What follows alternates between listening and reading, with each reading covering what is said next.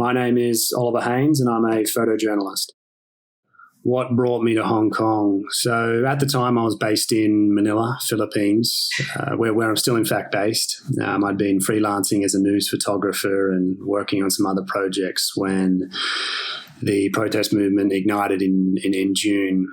Now, I'd never been to China or Hong Kong before, but I'd always had an interest in the region and had wanted to go previously. And then obviously what was happening from June onward was incredibly difficult to ignore. And, it was front page news, as it should have been. And I was keeping a close eye on the situation, what was happening there, as many people were, and but I wasn't sure how long it was going to last. And then June rolled by, July rolled by, August rolled by, and there was really no signs that the movement was slowing down. If anything, it was still winding up. And that's when a friend said to me, "No, I think you should go and go across and shoot and see what's happening." And by that point, things were really starting to become more tense and violent in the lead up to the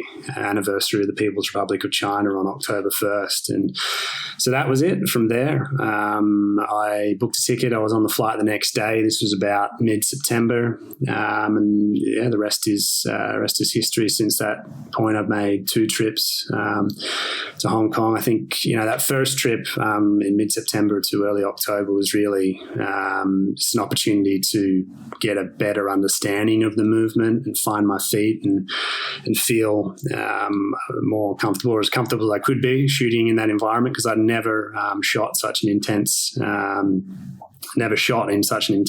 protest environment before.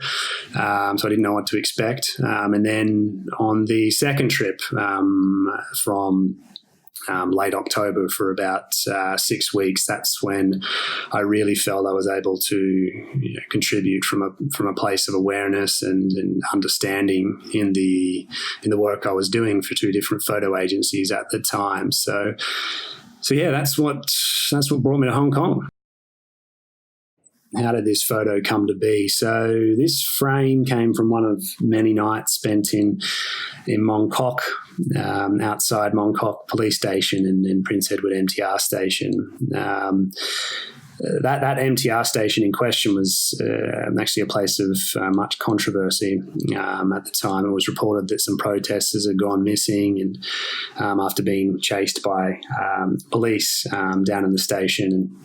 And as many reporters and journalists would know, it became almost a nightly ritual for protesters and pedestrians to gather out the front of Prince Edward MTR, which was right next door to Mong Kok Police Station, and they would heckle and direct gestures towards the station and point lasers, which would ultimately result in police coming out and standing off with protesters and firing tear gas to disperse the crowds. So this photo came from one of those nights, and it was actually during one of the longest stretches of unrest that I'd seen during my time in Hong Kong.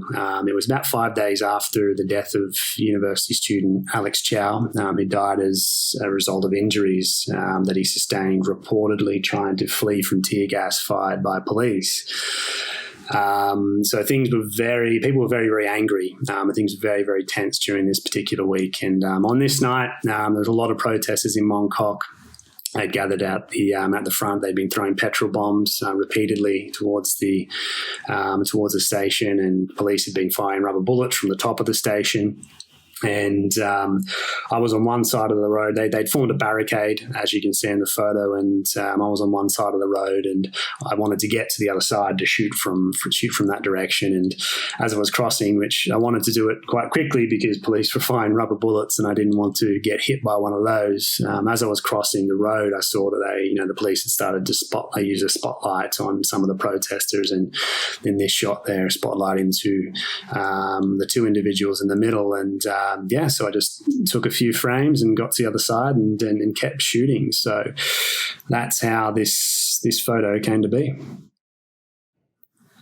What was the biggest takeaway from my experience covering the protests in Hong Kong? Obviously, so many things we could probably talk about here, but I'll go with this one. One takeaway was certainly just observing the extremes in the benefits and the drawbacks of online and social media channels. I read this was one of the most live streamed and maybe even one of the most widely reported social movements, protest movements ever, which for any journalist, working in Hong Kong, this it doesn't come as a surprise because, in some instances you'd see, the journalists and, people with iPhones and selfie sticks would be outnumbering the protesters at certain events.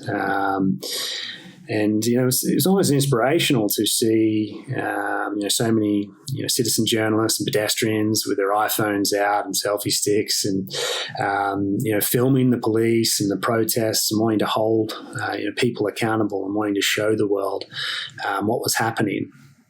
And all of this was of huge benefit, to the movement, and it, allowed the movement to reach, people all over the world, and ultimately, even affect policy changes in the US. And there was huge global outcry, and people pledging their support for Hong Kong, and obviously, all very aware of how social media works and the effect it's had on society. But to see it, magnified in the protest movement was something different. And on the flip, whilst there was huge benefits, we also saw huge disadvantages, which comes from just so many protesters communicating online and so many messages flying around and different ideas that, it's what some people feel has contributed to, lack of leadership structure and people becoming confused about exactly what they're doing and then losing focus because there's just so much information and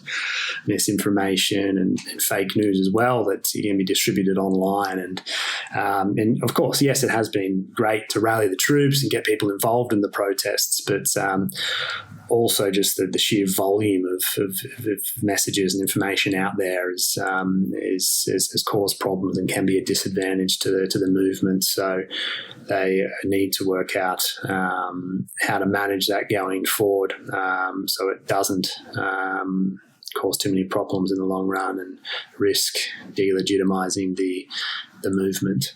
But I think that was a big takeaway.